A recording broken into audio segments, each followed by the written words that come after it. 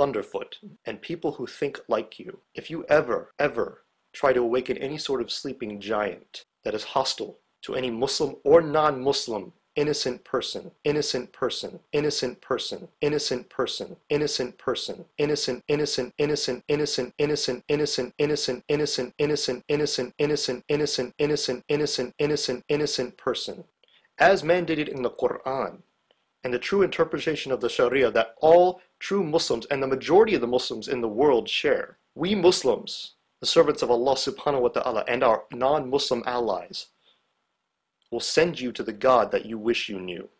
Not as a threat, not as a promise, but a mandate of justice, mandate of justice, mandate of justice, innocent person, mandate of justice.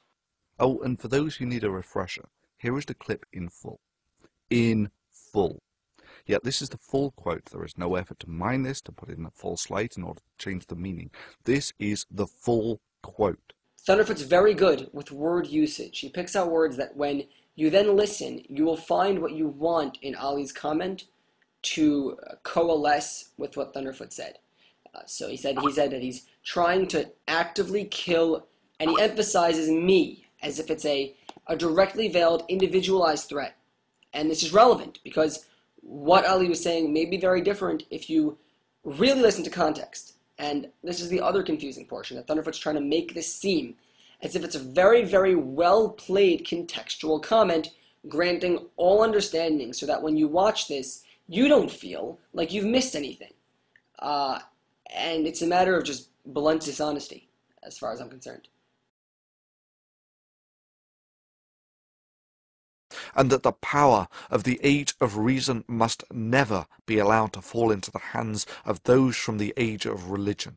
For there is no doubt in my mind that if such power were delivered into the primitive hands of a theocracy, that genocide of the infidel and doing Allah's work would be synonymous terms. But let's say that all your box cutters and shooting and stabbing unarmed filmmakers, you managed to actually threaten the enlightened world. And I mean threatened beyond crashing a few airliners. Your only achievement will have been to have awakened a sleeping giant and to have filled it with a terrible resolve.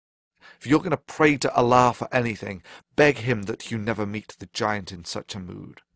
For your continued existence is entirely at the discretion and goodwill of the giant, and that it is all that stands between you being granted continued existence, and you receiving yourself the self-same judgment that you would so zealously impose on the rest of the world if only you had the power. Let's just focus in on one thing here.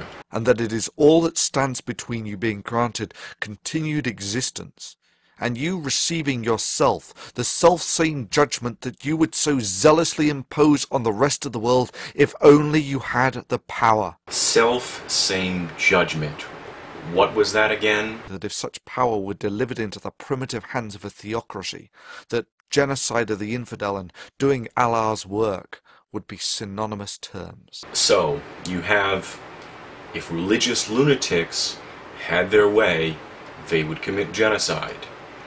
If you piss off the giant, you will receive the self-same judgment.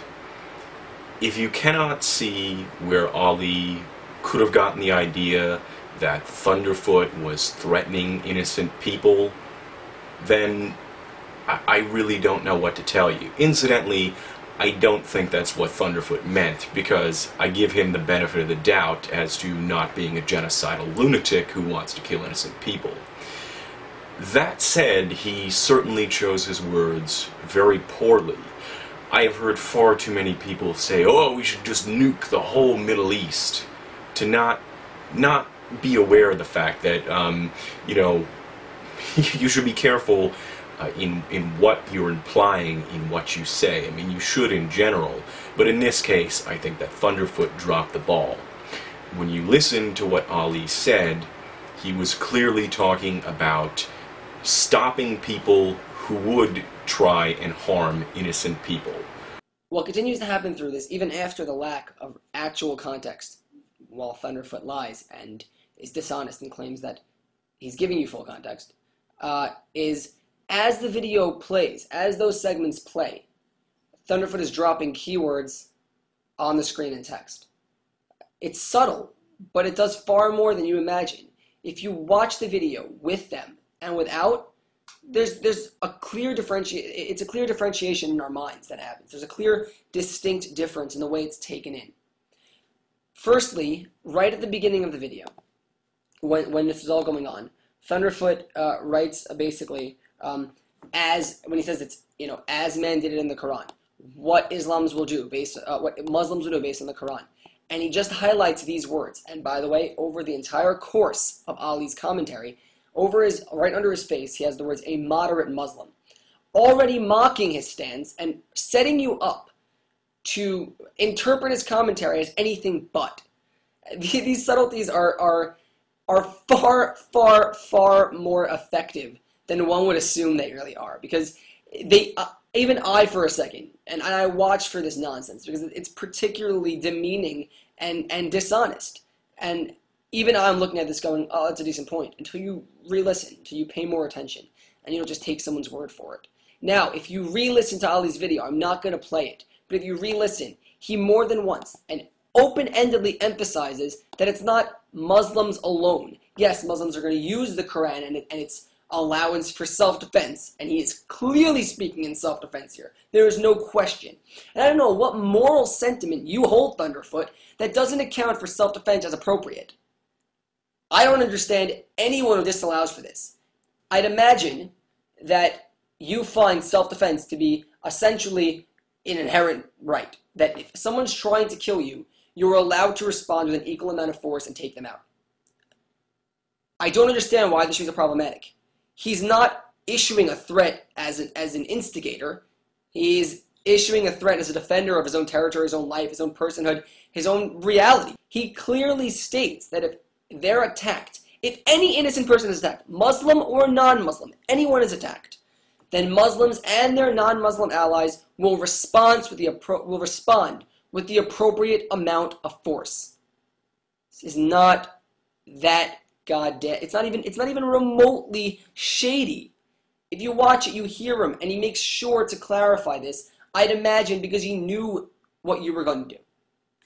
Anyone could have caught that. As for Ali's fishing for Thunderfoot's docks, the first thing that I want to say is that I don't agree with this and that I think it's unethical.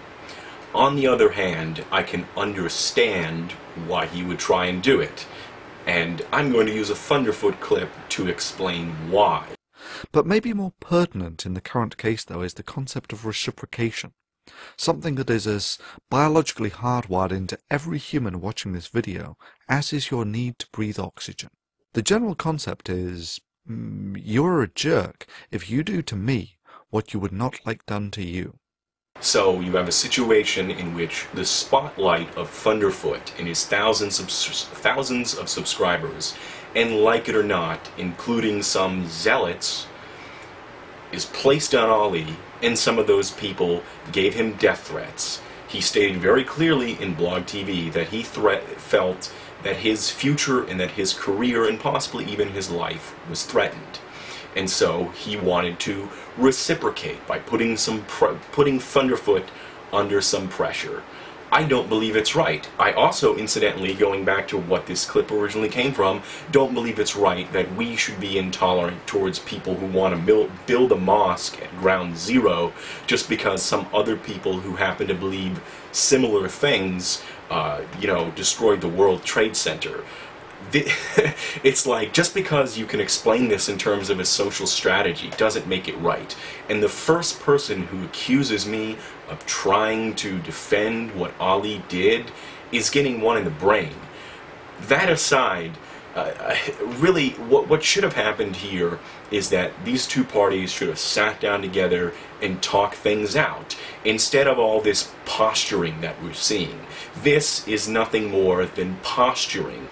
Ali claims that he attempted to contact Thunderfoot and speak to him over Skype or in Blog TV to defuse the situation, and, according to Ali, Thunderfoot refused. I would like to see them try and talk this out, because things should have never have escalated at this point. Now, as far as Thunderfoot goes, you know, Islamophobia is real. I may not support Ali's beliefs or what he's done.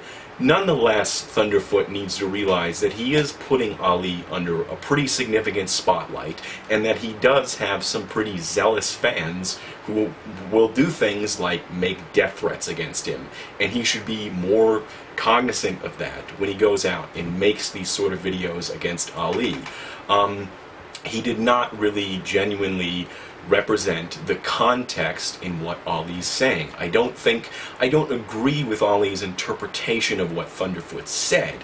Nonetheless, I don't see it as a totally out of left field interpretation either. It's fairly understandable given our social climate and how poorly Thunderfoot chose his words.